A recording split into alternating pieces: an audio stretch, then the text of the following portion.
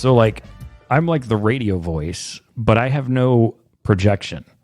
It's weird. The older I get, it's like my voice is dropping, but people across the room can't hear me anymore. Rafiq is like the guy who only yells. he talks but to yell. And then we have a new soft-spoken man. So this is going to be a very weird mix. Yeah, I have always had the issue of like when I am talking in a circle of people, like I talk at the same volume regardless of what's going on. So like it's like when there's a crowd of disorder. When there's a crowd of people are like, "Oh, you always speak so softly." And it's like, "Yeah, because the rest of you are yelling." But then when we're like in a quiet space, it's like, "Why the fuck are you yelling?" And it's like, "Oh, I haven't changed at all." Who are you and what is this? So, what's going on around here? I mean, that's a very good question. I ask that once a night. Every day in the mirror. But my name is Rafiq Shaheen, and this is So How About This? What? And who would you be? Well, they call me Alan Dempsey. Ah. But I wonder what they call this guy. This guy is Devin Alexander. I Devin like that. Alexander. That's right. That's a very official name. Yeah. Hello, I am Devin Alexander. 2 first names. Right? Yeah. Devin Alexander sounds like the kind of name that like a super spy in a movie gives. I was just thinking like, Super Spy. I swear to God, I was just thinking that. I would love to be able to pull off a super spy. Well, you got kind of the Magnum PI mustache. Well, I was about to say you've you've really got the what's that Village People mustache going on right now, which is fine. You're rocking the hell out of it, Yeah. but also you're kind of draw attention. That's probably not super spy. You don't want everyone in the room noticing the super spy, right? That's true. That's true. To me, like when I look in the mirror, I look like I would cry if I fell off my invisible motorcycle. That's what the like you're tough enough to own a motorcycle and be like badass enough to ride it, but you still get emotional if you fall off of it. You're like, yeah, definitely. I would cry if I had one. I'm sure. So if you want to talk, speaking about earlier about bad memories, if you want to talk a fucked up moment in my life, there is a significant portion of me that's been like, I would love to learn how to ride a motorcycle. I have always kind of wanted to learn how to ride a motorcycle. Is that so you can be bad? No, okay. It's specifically because That was a joke for the 60 and older crowd. Yes. You're welcome. For everyone who's seen Wild Hogs, this is a joke specifically for you. Yeah. Or if you were in it. But the whole reason why is I always loved that motorcycle chase scene from Indiana Jones and the Last Crusade as a kid, because I used to watch that movie religiously. And there's something about like that classic like 1950s like James Dean kind of cycle and sidecar thing that I go like, oh, I love that. Like I love the image of that. And like I wanted to learn. The first time I told my mother that I wanted to do that, she responded like most African women and started openly crying and said, "So you just want me to die then?" So what a way to make something about you, right? So essentially, I'm waiting until my mother passes before I consider buying a motorcycle in my lifetime. Well, that gives you enough time to purchase as much leather as you can wear. Oh, I own leather for other reasons. Oh, hey now, cha-ching! That was me pulling the bar on a machine and getting cash coming out the bottom. For those of you who didn't see my mime on this podcast. Hey, Mr. Alexander, how long you making with the Yuck Yucks on stage? This past February was 8 years. Nice. Wow, 8 years. Yeah, I think I started in 2014. Okay. How do you feel you've changed? Because it's kind of interesting seeing where you're at in comparison to our last guest, because he's just kind of coming back to comedy. You've been with it for 8 years. I've been with it for about 8 years. You've been out circling. Of the loop. Out of the loop for at least 4 or 5 at this point. Right. So, like, how do you feel you've changed comedically since you first started? Dude, I mean, I don't even like thinking about when I first started. That's how bad it was. I was so bad when I first started But I guess everyone usually is. Like, Right. you don't have not everybody has the like Biggie Smalls kind of gene where they can just jump into something and be fucking fantastic at. To be fair, I don't think even with Biggie that we like. He was great when he got into it, but I think he got better over time. For sure. Of course. So like, But he's got that remarkable like freestyle of him at 17. Yeah. It's a circling YouTube, but he was 17 and fucking battle rapping grown men and beating them. So, okay, rather than contrast, well, I guess you can't. I was going to say rather than contrast then and now, like, let's just go with now. Like, what are you now? Where are you now? What is your... Are you doing observational? Are you doing... What are you doing, pal? What's on the mind? yeah, I like how you got more antagonistic as that question went on. That's how... See... This is how you be abusive. You take the inward anger of realizing you don't know what the fuck you're talking about, and then you project that out on the other person and make it their problem. I am so glad I rethought what you just said right now, because I legitimately for a moment thought you said you take the N-word anger. That's exactly what I thought. Well, I mean, that's anger you deal with every day, right? No, I mean, it's like, so when I first started, I was, like, you're so anxious to get a punchline out. So, like, I was writing real quick, like, set up punchline jokes. Like one-liners. Yeah. And then I was also a big stoner when I first started. So, like, I was emulating Mitch Hedberg, like, this stoner character. Mm-hmm. Whereas now I'm a lot more comfortable with who I am. So it's kind of turned into, like, this storytelling. Like, How old were you when you started? 20. I think I just turned 21. Yeah. Okay. That sounds about right. Yeah. I was able to go into the improv. So you had to be 21 to go to the bar. Yeah, I started my first time on stage. I was 30, so I already kind of had a sense. I mean, I'm not gonna say I was good, but there was a groundedness of like I kind of know who I am, and I kind of know where my perspective is, and what I wasn't like eagerly chomping for laughs. I was like, well, no, I know I'm trying to build and get to the whatever. I made it about me.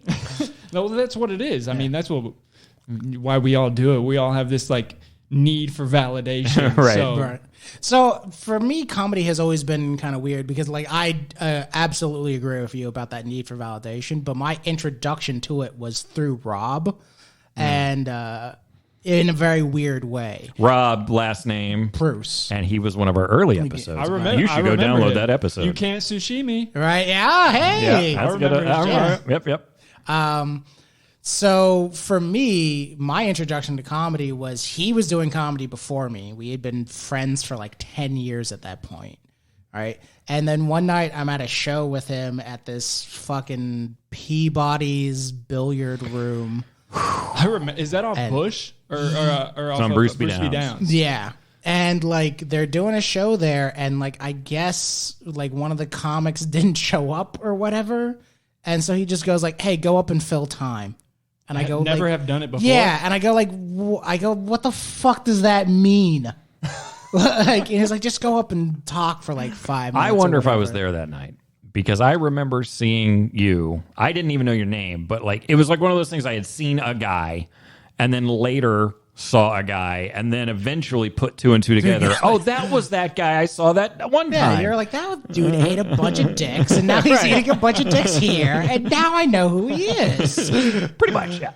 But like, so, but like we'd been friends forever. So I was just like, all right, fine, fuck it. Like I'll go up, like, and fucking fill time, And so like I went up and I ate a bag of dicks. How nervous were you? I was actually not nervous. I've never been nervous talking in front of people. That's not the problem for me. The nervous thing for me comes not from the act of speaking, but from the like, are they enjoying this or am I just wasting your time? So it's more like self-analytical, like... Yeah. So it's nervousness in the moment, which has got to be the worst kind of nervousness. Right. Well, so the flip side of that, though, is like, so the nights when I have hero nights, I am completely free. Right. The description I've always That's why you had a hero night, Yeah. because you weren't in your head.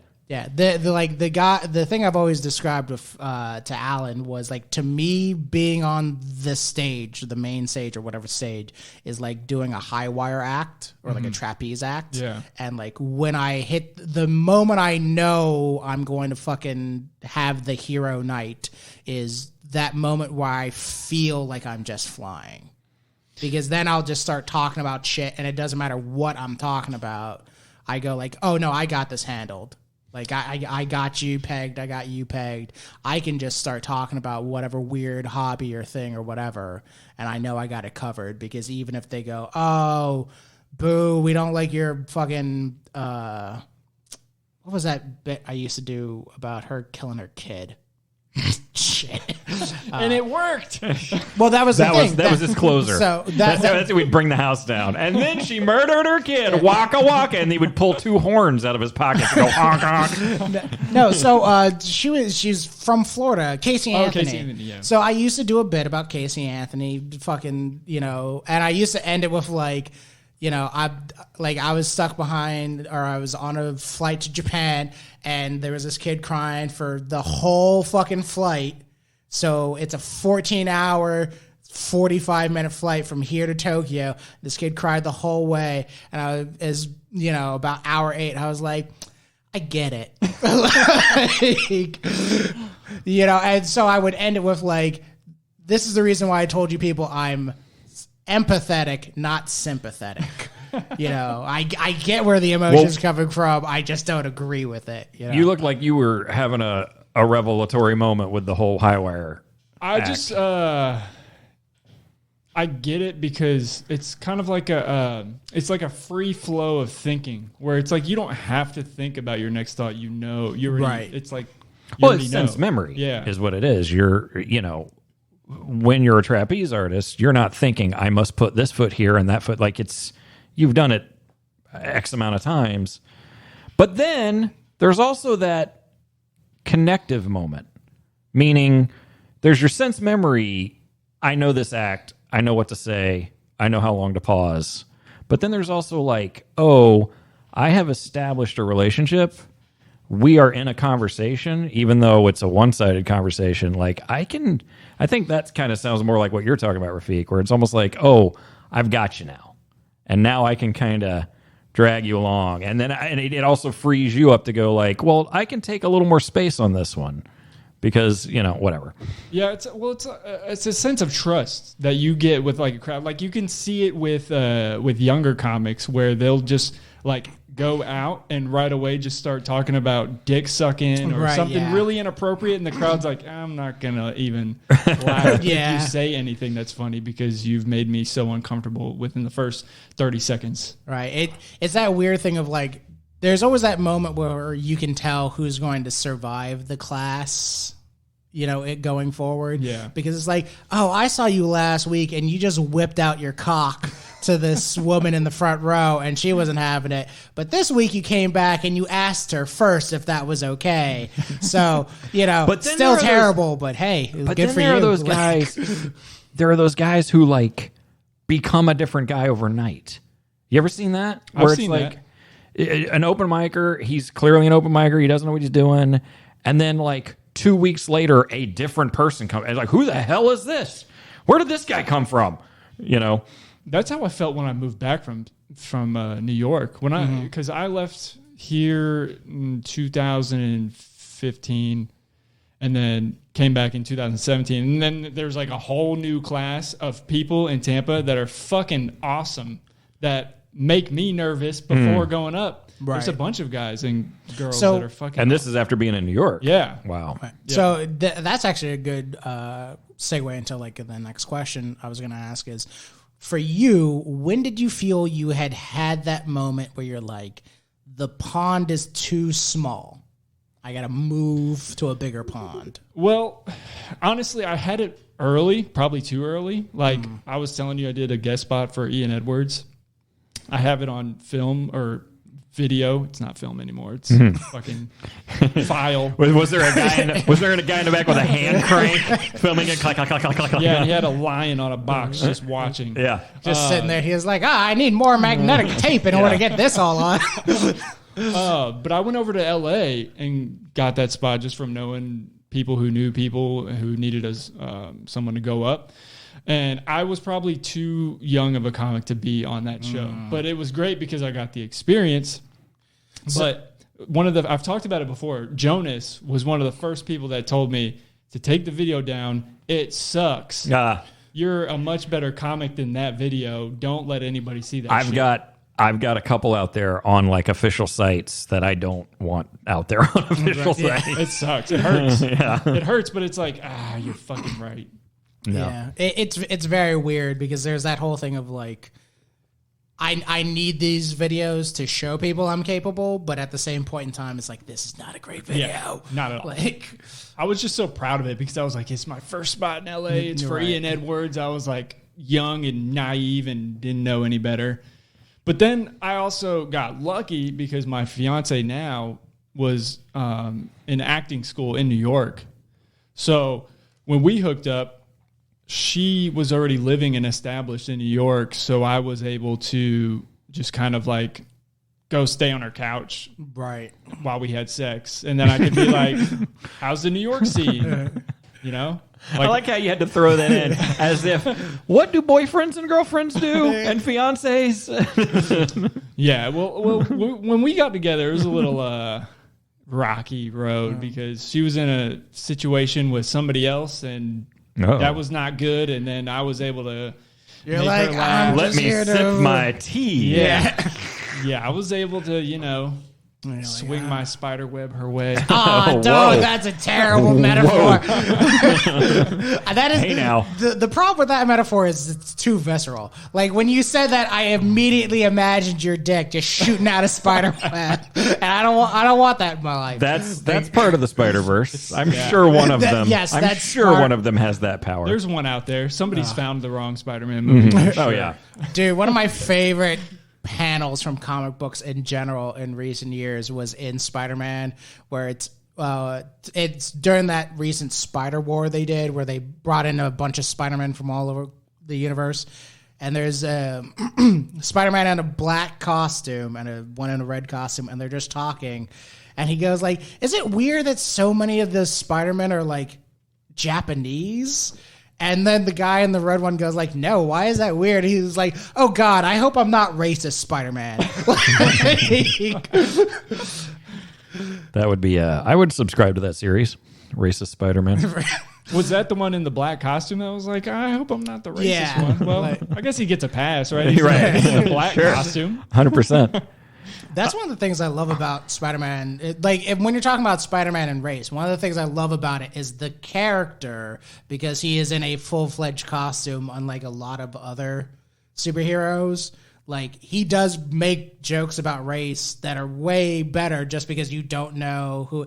Like, there was one where he's in a courtroom and a bunch of people are, like, he's arguing about J. Jonah Jameson, and they're like, "Why do you think J. Jonah Jameson hates you?" And he's like, "Because I'm black." And it's like, J. Jonah said there, he's like, "Oh, no, I have black friends." And you're like, that's great writing. How would you say, I mean, I guess I've tried to do this 3 times now, but how would you say it's evolved from being jokey to more personal? I guess you said more personal. Yeah, I think it's just living life, like, over time. And then what's your approach? Let me ask it that way. Like, when you're developing something new now.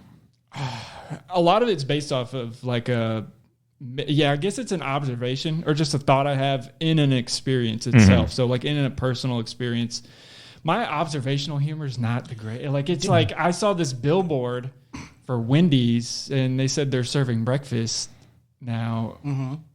And on the billboard, there was a picture of a double cheeseburger. Like, that to me is not them telling me they're serving breakfast. That just means you're serving cheeseburgers at 7 a.m. Yeah. That's my observational humor. It's horrible. See, no, but here's the thing, and this is something I've told you before. I have always felt that I think your material is great, because the idea of them having a cheeseburger up there, I go, yeah, that's ridiculous. The problem I've always felt, though, and you can chide me on this too, is that I feel like the idea is sound. It's just you can't quit on it. Like, you have to really hammer down on the fact of, like, Wendy's has decided cheeseburgers are a breakfast food, and I will take no guff on this. If I want to eat Five Guys at fucking 7 a.m. with a trash bag full of fries, Wendy's says it's okay, and I ain't gonna take your shit, Greg. Like, yeah, at that point, you just should get a snake drain for your toy, your Happy Meal, so you can unclog your fucking arteries. There it is. That's your joke. That's your observational joke. You just nailed it. That's how that you get to that. It just takes in my mind. I think on a stage, it's just harder to try and. Because you have to spend time. Yeah, you have to spend time, and then you're at an open mic trying new shit, and it's like, I have 5 other ideas I want to try. So, but one of the best pieces of advice I've always gotten, and I always go back to, is like, that 5 minutes is your own. Right. Even if the audience is not feeling you at all, it's like, I don't give a fuck. Like, you didn't pay money to see me, you know? Like, I can do whatever I want up here. I can do my entire set and just take off the bottom half of my pants. There ain't jack shit you're gonna do about it. You know. You mentioned like a hero, quote unquote hero moment. That feeling, I love the feeling of when you go to a situation, whether it be a showcase or an open mic, and everybody's like can feel the nerves in the room, like the crowd's tight. So it makes comics feel a little more tense, and you can feel that. I love that feeling because it makes me go up with less of a fuck. Yes, given. I know exactly what you're talking about. Yeah, I felt that at Devine a couple weeks ago, and I went up and did my new stuff that I'm working on, and Matt gave me a compliment about one of my jokes, and I was like, yes! So this is what I'm going to propose as terminology. You don't like hero moments. You like villain moments. You don't want to go up there. Well, no, hold on. You want to be the hero. You don't want to walk into the room as the hero. You want to save the kid from the burning building. Yeah, and be a hero. That makes me a hero, right? I think that's what I'm hearing. See, that's fair. To me, I use the proposed villain, though, because I go, it's not about saving the kid per se. It's I can come in here and do as I please, and you motherfuckers can't stop me. One of my favorite moments on stage, I said something really vulgar and offensive, and everyone started like going, oh, and I just like held up my arms and I go, yes, give me your hate. I feed on it. So, as far as comedy is concerned and like the evolution of comedy, one of the things I wanted to ask you, because I found this fascinating, when I was getting ready for this interview, I looked up your name in association to comedy, and you're not the most famous comedian with the name Devin Alexander. Oh, I didn't know that. Right? This is going to be a problem for SAG-AFTRA. Right. Oh, it hurts. So there's a female comedic chef who pops up first. No, I can't. A female comedic chef?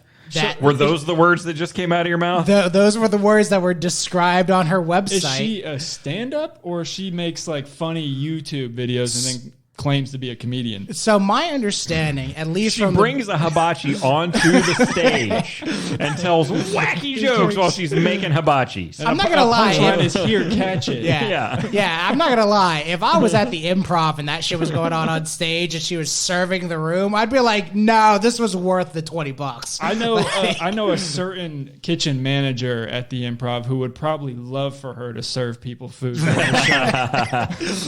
She's just telling jokes individually as she like rolls on by the table and like lays a platter down. I think the lesson here is, if you start to really get famous, you're going to have to do a Michael Keaton, where because his name is actually Michael Douglas, and there was already a Michael Douglas, so he had to become Michael Keaton. Well, I can always revert to my last name. So Devin Alexander is my first and middle name.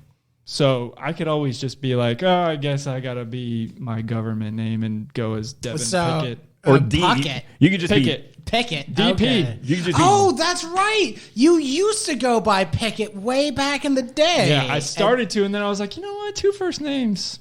That sounds... I'm telling you, it sounds official. Yeah. So the reason why I bring her up though is so she is what pops up first, and then the next thing that pops up is your podcast. So and there's also a dude in British Canada who's named Devin Alexander who pops up when you Google it, and he does stand up too, which is kind of weird because there's a few of us. There's really only one solution, and that's deathmatch. I was gonna say Highlander rules. I was gonna say we all have to have a cook-off for our name, but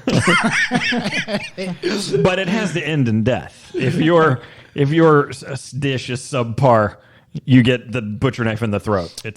I kind of like the idea of just having to retire as a person. No, I like that. Like you just go like, oh my goodness. Wait, retire as a person? Yes. I renounce my humanity. Right, I am exactly. retired as a person. Exactly. Like you just have to go home, sit in a chair for the rest of your life. I can't come out in public. Fucking Devin won. Like he came out on stage. He beat the dude from British Canada. I thought I was going to kill with the fucking hibachi act. And Devin fucking sucked. Like a Middle Ages hermit. You have to wear a certain outfit and live in a rock.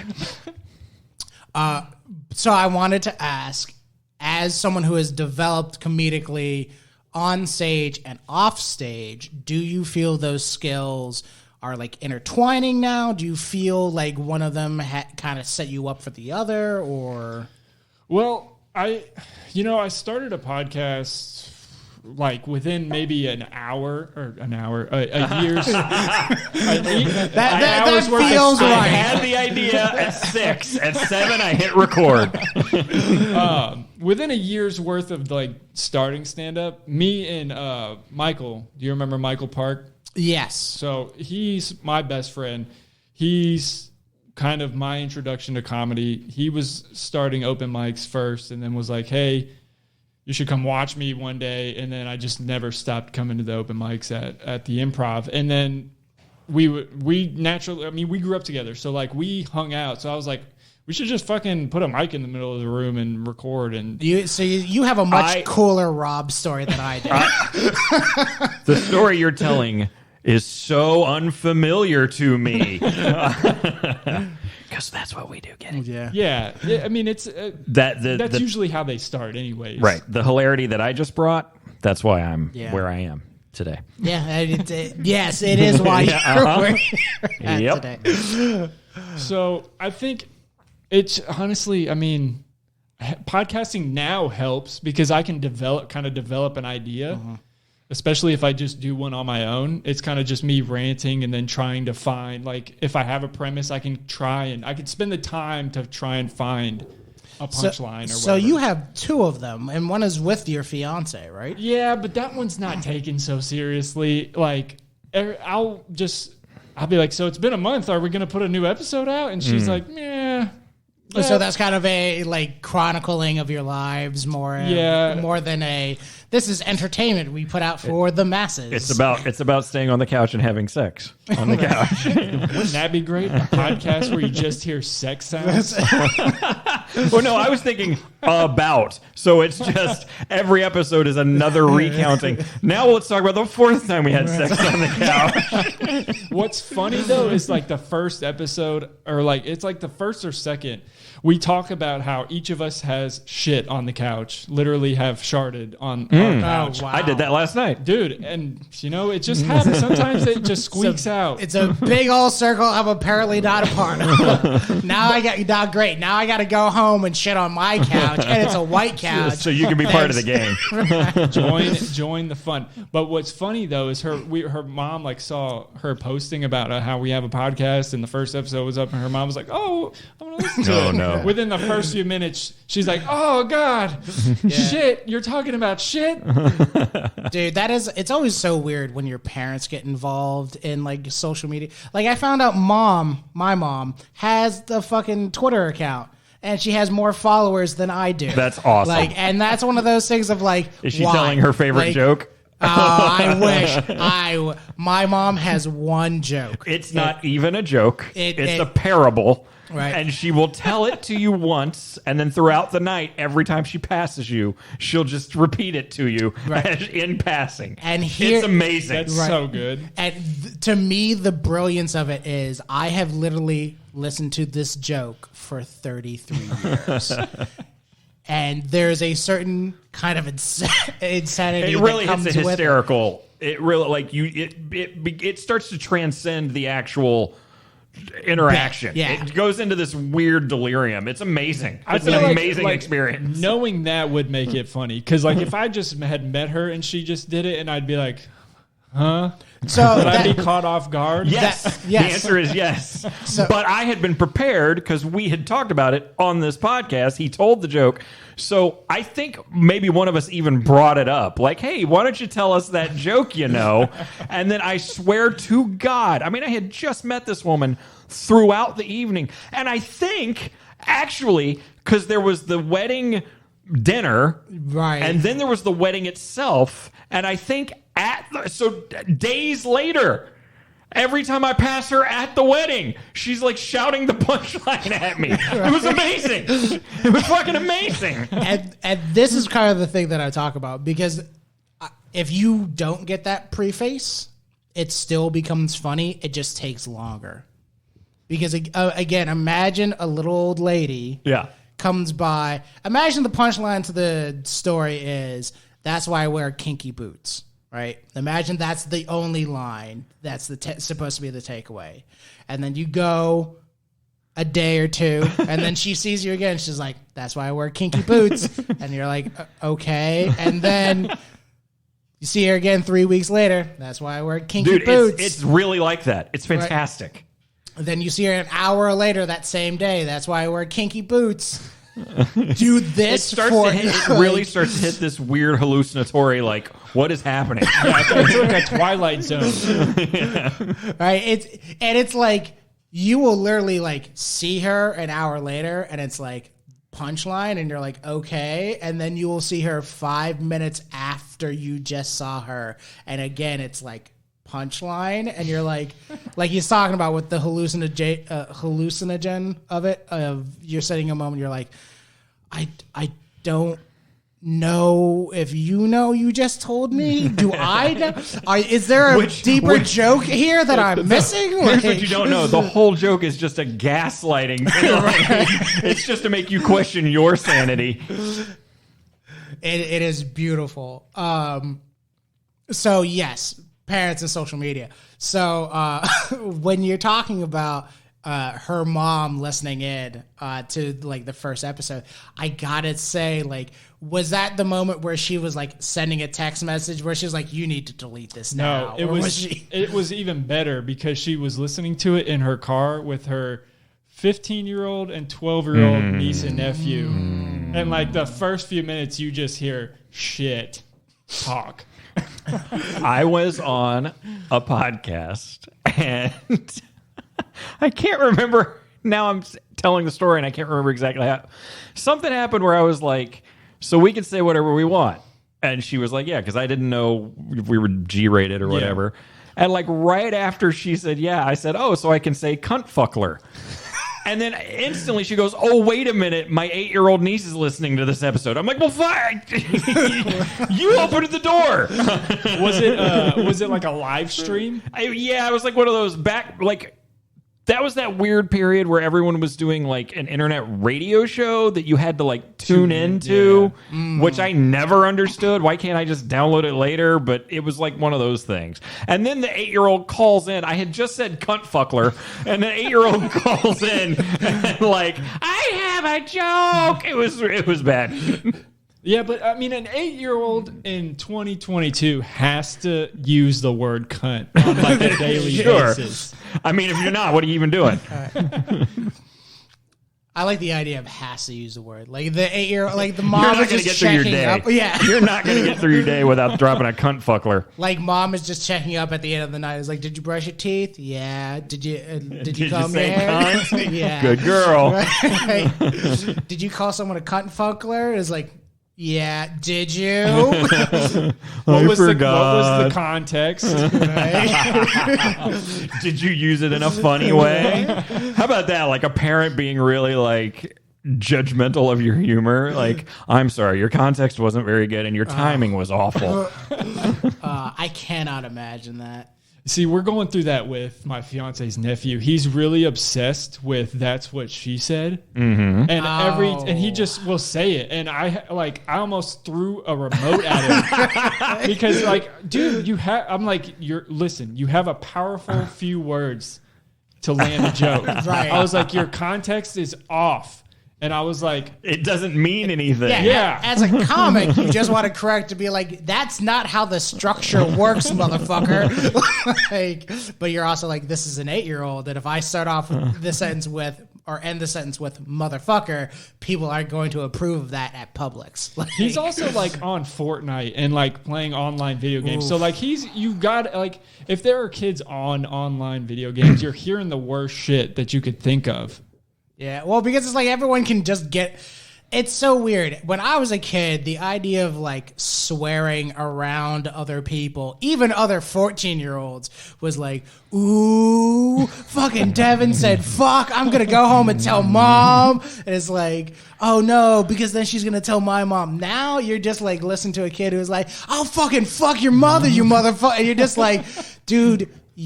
I can hear Barney in the background. What the fuck? I distinctly remember, because I grew up with the same group of kids in school. I was in a really small school. So it was like the same 5-6 guys hanging out every year. And you could start to like catalog like when they started allowing themselves to swear.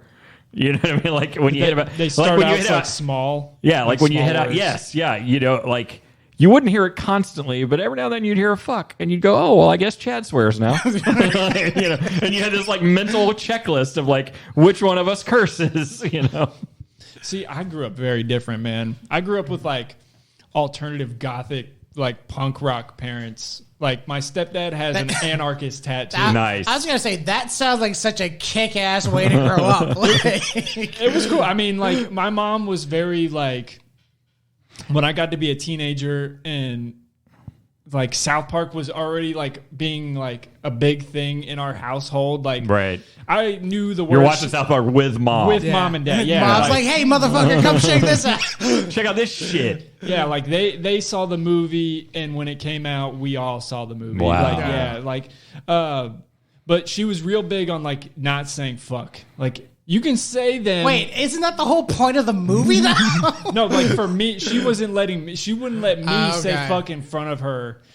But I could say like, oh, this sucks ass, or oh, I gotta go take a shit, or. I have always found it weird that people will make that distinction where it's like you can't say the word dong dingler, but you can say the word. Well, you know what cunt fucker, and it's just know what that is. It's. I would guess that it's not even about your parents. It's about the other kids and about the other parents. Yeah. Probably. And what your parents really don't give a shit that you said the word fuck. It's the same reason you have to lie to your kid about Santa Claus. You don't really care about Santa Claus. You don't care about it keeping up that illusion. But if you don't lie to your kid about Santa Claus, I'm stealing this whole bit from Rogan. But if you don't lie to your kid about Santa Claus, then that kid goes to school and tells everybody else there's no Santa Claus, and now you're the guy who fucked it up for everybody else. That's true. And then you're the most hated in the school, and then I'm just how do anarchist rebellious parents keep a kid in line? Do they try? My mom tried. Like when we were younger, we'd get like spanked with a wooden spoon or like they would try. That's pretty anarchist. Well, one day she used a plastic spoon on my brother and it broke, and then we all just started laughing, and then that was like the end of us being like corporally like, well, this shit doesn't work. Yeah, like, and she raised like 2 boys, so it's like we were constantly fighting with each other, and then my brother ended up being like a drug addict by 13. Bipolar schizophrenic, was arrested in the 8th grade for plotting to Columbine our middle school. Oh my God. Yeah, this is what I had to live up to. He really set a standard. So like, which kind of like that whole idea for him was not cool. But like when I went back to school, when I was in 8th grade, everybody knew who was my brother, and they were like, "Yeah, we're not fucking with him." Oh, because he'll Columbine our asses. Like that kid's cool. Let him paint his fingernails black. It's not. But within the home, I'm kind of fascinated by this because I was raised I had really interesting, cool parents. They were very cool, and they kind of let me breathe and be myself. But also, we were very rigidly Christian. My dad's a pastor, So, in terms of like, I guess at the end of the day, my parents weren't super rigidly strict, but they had this foundation of there is strictness that we all must abide by. Does that make sense? Yeah. So, how does a kind of free-spirited anarchist, was there a moment where your parents were like, you need to go to school and study hard so that way you can burn the system down from the inside? Right. Or were they... I mean, I think that's an honest question. I never got that. I think you were probably raised a lot like my mom. My mom had a minister for a mom and a pastor for a dad. There you go. And they were constantly moving because Yep. pastors, like when you get a new church, you go to a different city. So like my mom, when they finally got to Tampa, she was like, I'm not going anywhere, but also fuck mom religion because it's full of judgment and hypocrisy. Is your mom like the alternate version of me? Probably. Are you actually my son? I mean, so it was just very weird. They wanted us to do good. They wanted us to go to school, but they were also like, be whatever you want, listen to whatever you want. Like, I remember my mom taking us to a Korn concert when I was 12. Wow. Yeah. So, like, I mean, we were skateboarders. Like, when she found out we smoked weed for the first time, she's like, just don't get caught doing it again. Right. Don't get caught doing it again. Yeah, not don't do it. Is like, because you got caught before. Yeah. Don't get caught again. Be smart if you're going to do drugs. Wow. See, there's part of me that goes like, I can't imagine that, but there's also part of me that feels like that would be my concern as that kind of parent would be like, I fucking raised you better than to get caught. Like, yeah, smoke pot, but like fucking, like pull an M&M or something. Like, you know what I mean? Like, fucking blame this shit on someone else. Like, you should know better. Like, see, that's the difference between my brother and I. My brother was so blatant about all the bad shit he did. Like, for instance, he wanted the Marshall Mathers LP on cassette when it first came out. He had to have been like 6 or 7. And he convinced my grandmother that it was a nice record that he could listen to, and she bought it for him. That's fantastic. And as soon as he got home, he held it up in the air and was like, "Mom, look what Nana bought me." Like, just didn't give a fuck about getting caught doing the wrong thing. Whereas, like, I was like, all right, I got caught once. Let me figure out how I can be. So he was unapologetic. You're more crafty about it. Yeah, I'm probably a lot more criminal-minded. Smart. First rule, any criminal enterprises don't have any fucking witnesses. I mean, to be fair, you did not plan a Columbine. That's true. So how criminal can you be? I'm also not bipolar schizophrenic. So that's true too. That really fucks up everything. It really not does. being bipolar schizophrenic. Also, we don't know he hasn't planned a Columbine. He just hasn't told us. That's true. I can honestly say I've never thought about taking a gun to school and listen, using it. Law enforcement. I promise that this has never happened. No, because we were both like gothic alternative. Like my brother painted his nails, dyed his hair black. I wore the same Slipknot hoodie to school every day. So like he used the term like I was getting bullied. So fuck all of y'all. I don't know how to deal with this repressed anger. I'm going to fucking kill a bunch of people. Mm-hmm. Whereas I was like, oh, you want to fucking make fun of me? Let's fight. Right. Okay. No, I get you. That's how I thought about it. I was like, I don't need to I'm not threatening anybody, but if you got a problem with me, let's go. Let's figure it out. Yeah. But they dialed up the aggression in you just like a touch or two more. Yeah, and then I got jumped, and I was like, all right, I'm just going to try it. I think I need to shift my strategy. Yeah, I was like, let me just be nice to everyone. Yeah. That was me, too, in high school, because like I was that dude who was like in every social circle, but like I wasn't really a part of every social circle, you know what I mean? Yeah. Almost sounds like you were a comedian. Yeah. Well, I mean, so that was the thing is like you had all those weird moments where you're like talking with people and they're like, And like in my naivete, it's like looking back on it now, it's like, oh yeah, all of you are like the goth kids because they were wearing like the Slipknot t-shirts and stuff like that. But you're just like, oh cool, you're the guys who don't make fun of me for watching anime. Like awesome, like. Yeah, and see, and that's like the weird thing with like doing stand up. Like I think about my childhood and going to like concert, like heavy metal concerts, and then like when I got old enough to start going to like local shows, like local band shows, like I would go to those every weekend. And so like I was constantly surrounded by entertainment, and I don't know if you like what made you want to do stand up, but I think being a part of like entertainment and seeing like how bands command an audience helped me like want to like figure out that I wanted to be on stage making people laugh. Yeah, I mean, I'll agree that it was partially that because, you know, like you mentioned earlier, there's that need for validation. I think a big thing though was like that first night I went up, I ate such a huge bag of dicks that my brain was like, we can't let it end here. I can't. That's great. I can't let it go down like this. Yeah. Well, so that's what happened. So your entire comedy career has just been trying to salvage that first performance. Yeah, kind of. Well, so the first time I ate a giant bag of dicks, and then my brain goes like, next time we gotta do better than this. And I was like, next time? I was like, yeah, next time. And then the next time I went up and I ate a similar bag of dicks. And then before I knew it, like it had been like a year or two in, and then people at the Improv were like, hey man, that was a fucking good set. And you're like, oh, I guess this is just who I am as a person. All I've been doing is running away from that feeling, and I was running towards something all along. So did you like, so from that first time that you started performing, how long after that before you realized you were like, all right, maybe I should pen some ideas down before I grab the microphone again? So from when I first started doing stand-up, I thought of, I was the typical douchebag who had never done comedy before. I thought it was just speaking off the top of your head. Right. I think it was probably like the fifth or sixth time that I started, you know, realizing like I gotta at least think this through before I get up or whatever. And I have no problem admitting this. When I first started, I just looked at a bunch of like old jokes from like fucking movies where I was like, how would I say this in like a modern context? Just like a structure wise? Yeah. And again, this is like 6 things in when I didn't know like, oh, you can't fucking lift jokes, you know, like, or whatever.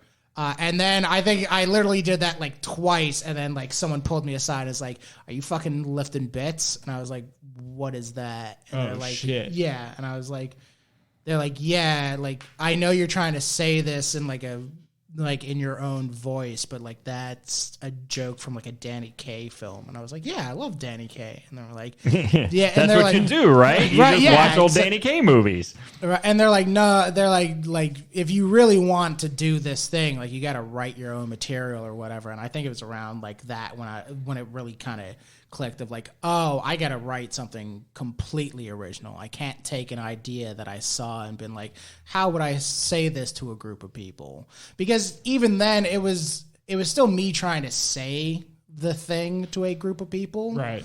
You know, so it was like, you know, it would be a Danny Kaye bit of like, this guy looks like he's got the smarts that this guy looks like he lost, you know.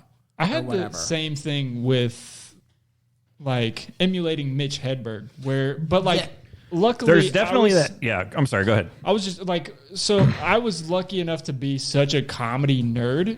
By the time I was doing it, I knew at least not to say the same thing he said. Right. So that's what I'm talking about, because for me it's not like I was ripping word from word. But the idea. Yeah, it was definitely like, this is the core premise of something. So it's that emulation you're talking about. It's like I'm trying to deliver this in a style that feels similar to what I've seen in movies. Everyone does that, though, when they first start, in a sense. I definitely, I have 2 distinct, I remember a guy who, this was when Louis C.K. first started like really blowing up, and the at least the comedy community was like, what's going on with this guy? Yeah. You know? And I remember watching some guy, it was all original material, it was good material, but he was doing Louis C.K. I mean, body language, rhythm. At one point, he told a joke, said the guy's name, and said, man, it's really fucked up that I just said that guy's name. That is exactly what CK had done in his last special. And I was offended by it, but also I was like, I don't even know if this guy knows he's doing it. Right. He has probably has probably watched the last 3 CK specials 12 times each and has just started to absorb that energy. You know, I remember seeing another guy when I first started, and he was doing Carlin. He wasn't doing Carlin's jokes. It was original stuff, but you know, Carlin has that mannerisms and shit. Well, but he also Carlin had that I'm a modern man, a man for the new millennium, and it was just all these like little cliches just stacked on top of each other. This guy did that. Only it wasn't I'm a modern man. Just different it was words. It was like I think it was like about rednecks or something. I'm a redneck. I ride a dud. And the rhythm of it and the stacking of the cliches, it was I'm a modern man with different words. So that's kind of what I was talking about with the Danny Kaye thing. Right. Of like, because to me, I was like, okay, like you're just going up and you're saying this off the top of your head. So like there's kind of, you know, like you're talking about like a certain rhythm and style that I need to say this in. So it's like, all right, so, you know, this is a Danny Kaye premise. So how would I talk about something similar to that in like a modern context? How would I kind of deliver this to, you got to be kind of rapid fire, you know, it's like.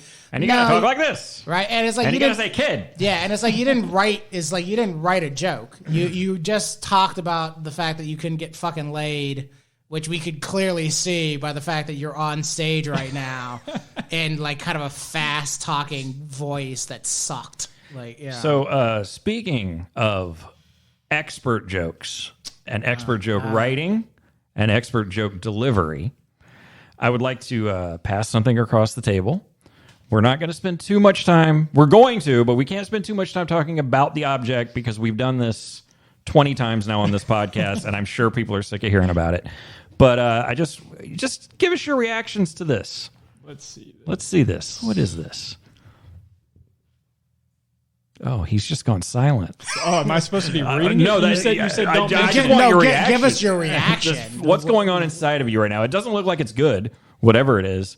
The lip is starting to curl. There's definitely a snarling about to happen. So he's not doing original Nope. stuff. This is is a piece of shit. That's what this is. Yeah, he's doing the exact same thing that as somebody first starting out, I managed to avoid. And this dude's essentially made that a part of his I career. have passed across a compact disc called the Machine Regine tells 100 of the funniest jokes he's ever heard. Go ahead, crack it open. Who Take is a look this at the guy? disc. Who is this guy? He's Ed the Machine Regine, son of a bitch. How dare you? He is a movie star to some. He's He signed it for you. He did sign I it feel for like me. an asshole now. No, you're right. Everything you've said so far is correct. Here's what I'm really enjoying. A lot of times when we pass this over, people get really emotional and they kind of start babbling about it. You look like you've been hurt by this. You're traumatized and you don't want to talk about it. It just makes me like, I just feel like I'm a piece of shit for not actually working harder and putting out my original material in a project. You might have a different opinion here in a moment. Go ahead and crack that bitch back open. Let's look at track number 56. Can you tell us what that one's called? Blood Donor. Blood Donor. It may or may not be about a blood donor because a lot of the track names don't match the actual track. A lot of the track, at least 2 that we've found so far, the joke just cuts off in the middle and goes into the next track.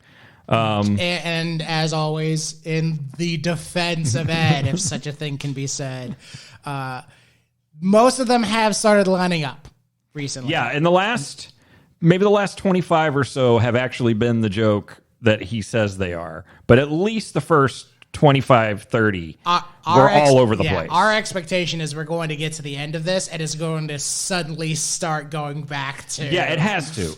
I get the impression that he accidentally moved the last 25 over. You know what I mean? So eventually they will start to become wildly mismatched. So again. how did you meet this guy? I did not meet this guy. This is a sincere gift given with love from a family member who saw this comedian and said, "Oh, my brother-in-law will like this." And it was meant to inspire him. And I have been laughing at her and at this thing on this podcast for about. So you got this recently? No, we've been doing this almost every episode for 3 years, however long we've been doing this podcast. And we are listening to it at the same time you are. So we've not heard track 56. Oh, we get to hear some of it. of it. We get to hear some of it. Now, we have dealt with this man for 55 tracks. So whatever reaction you have, you're looking at two beaten down men right now. So you listen to a new joke each time. You're like finger quotes on the word joke. Depending on how many we get through. We might have time for 2, but we're definitely going to listen to Blood Donor, which might not be about a blood donor. A man and a woman are at a donation center. There we go. The guy says to the woman, "Hi, are you here to give blood?" She says, "Why, yes. Every time I give blood, they give me $25. She said, "What about you?" He said, "Well, I'm donating sperm. Every time I do that, they give me $100. Several months later, they meet again at the same donation center. And he says to her, "Are you here to give blood again?" And she shakes her head with her cheeks puffed out and said, Did she swallow cum? Was that the joke? Does she have a dick in her mouth? The joke. Oh my God. It's another one that we don't understand, Ed, because you're an idiot. The joke. Just calling it a joke hurts you, wounded you. The joke is that her mouth is full of semen because she's been blowing dudes.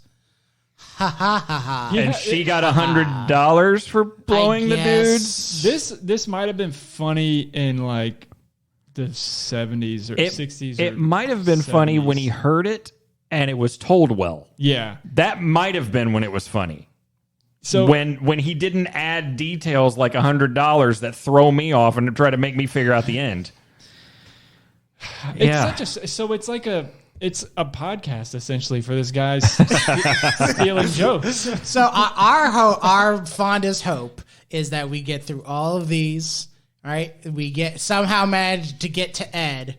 Ed comes on the show, and then we can confront him about this travesty. Is he in Florida? Do we know where he's in Hollywood? I mean, he's a cruise ship comic. He must live in Hollywood because he does have parts in big movies. He's like the waiter in certain movies or whatever. He's been in movies with Robert De Niro and shit, you know. But not like the guy. He's he's the busboy who says, "Over here, sir." You know. You know what's crazy is he looks a lot like the actor from Meet the Fuckers. What's Ben Stiller's dad? Who's that actor? What's his name? He's famous. Is that De Niro? No. Hoffman was Ben Stiller's dad, right? Hoffman, yeah, he looks like Hoffman. Like, play on that. You can do original material looking like Dennis Hoffman. Here's the thing, though: his on-stage act is actually vastly different. Like we've seen clips. We've done a deep dive on this guy. So he's got original material, and it's not bad. The 3 people in this room would not enjoy his act. But when he's on a cruise ship he does really well. He's got a high energy. He's charismatic. He's a good comic. He makes old people laugh, right? Right. Yeah. Yes. Or corny people. Right. And here's the thing. Is that makes this even more offensive to me. Right. Because I go, if you can do that, then what the fuck is this, Ed? Why did you subject me to this? What did I do to you? God, is he selling that? Yes. Yeah. So my brother, if you know my brother, what I'm about to say is the strangest thing in the world. But my brother really likes going on cruises, which is hilarious because if people think I'm a curmudgeon, wait till you meet Phil, you know. But he loves cruises. So he and his wife every so often find themselves on a cruise. There was a cruise ship comic. They went.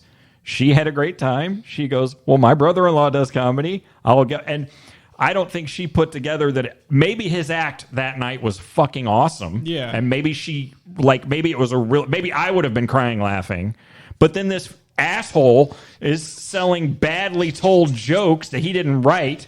And she just goes, "Oh, this must be the same thing I just saw." You know what I mean? It's not even like a live album. He's reading to you. Right, yeah. Like he couldn't be, not very well. yeah, like he couldn't be bothered to do a second take on that. Like The number, he did it a little bit in this one, but the number of times in his jokes that I can hear him kind of skipping and trying to remember the next part of the joke. You know what I mean? Like that little, and then the guy Like a went pause, to the, yeah. And to me, this is what I kind of hope as far as the longevity for our podcast is concerned. So I want us to get through this. I want us to confront Ed. And then on the back end of that. And then murder. Right. And then on the back end of that, I want every comic who comes on to leave one fucking joke behind, and we'll record. We're going to go eventually when we hit 100, we're going to call back everyone we've ever had on the podcast and have them tell one of their favorite jokes. Right. And then we'll Off of his album? No, just you. oh. But it can't be your joke. You have to Yes. have a street joke that you like that you tell. and then we'll release it as a charity album of 100 or 102 of the funniest jokes we've ever heard. It's going to be 100 actually good jokes. It's going to be the title. That's so great. Because And that's fuck not. this dude. Yeah. We got time to listen to one more? Just one. I mean, we're at an hour, but let's do one more. Let's torture ourselves. Yeah. Well, let's find out what it may or may not be about. 57. It may or may not be about a gold urinal. Gold. By the way, not golden, gold urinal. So he's All a right. grammar. I don't think he could fix or get the. and the E and the N. U in urinal was lowercase. So it's not probably actually, a spacing issue. A man comes home at Do it, 2 no. o'clock in the No, morning no, and no. he's drunk out of his mind. Listen to him set it up. Listen to him breathe in. This is the worst thing I've ever heard. Listen to this. Fucking listen to this. A man comes home at 2 o'clock in the morning and he's drunk out of his mind and his wife is livid. He said, honey, don't be mad at me. I was just at the corner bar. I had a couple of drinks and the place is so fancy you won't believe it. I could not believe it. He said, the urinals are made of gold.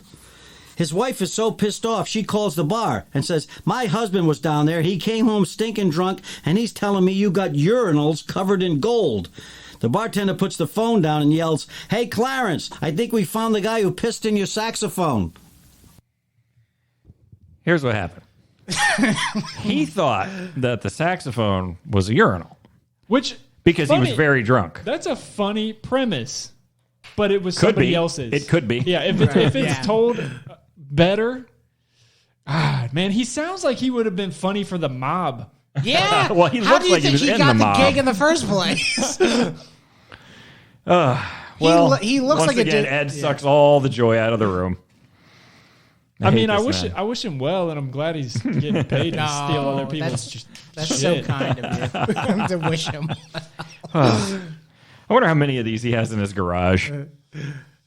Probably so many. You don't understand. Ed sells that shit like hotcakes, or else why would it be listed on his website? Yeah, that's true.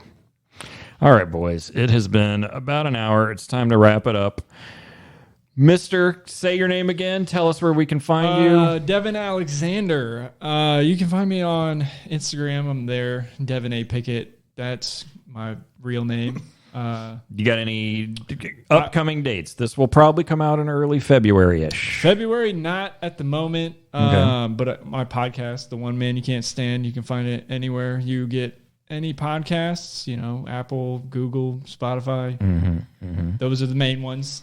I don't know anybody else that listens to anything else. Right. Yeah, our link tree has a whole bunch of shit where I'm like, nobody's clicking on that. Not at all. Overcast? What? Is it rainy outside? iHeartRadio, is that still happening? Are people still doing that? I mean, we do also have YouTube where people might. Yes, listen, that's the best. That's the easiest. Yeah, I'm not on. I have a YouTube channel. None of my podcasts is on there, so don't worry about it. Just my horrible stand-up from 6 years ago is on there.